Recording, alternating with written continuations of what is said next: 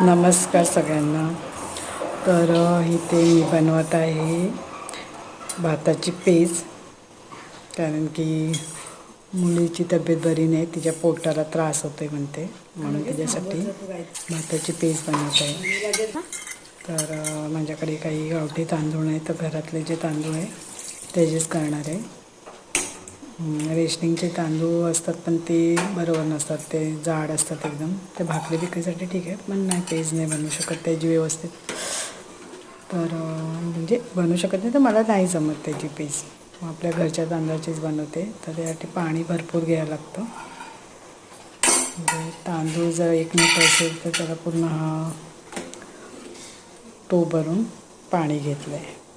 आता ते चांगलं शिजवून द्यायचं. भात आपण शिजवतो त्याप्रमाणे, आणि वरचं हे पाणी काढून टाकायचं.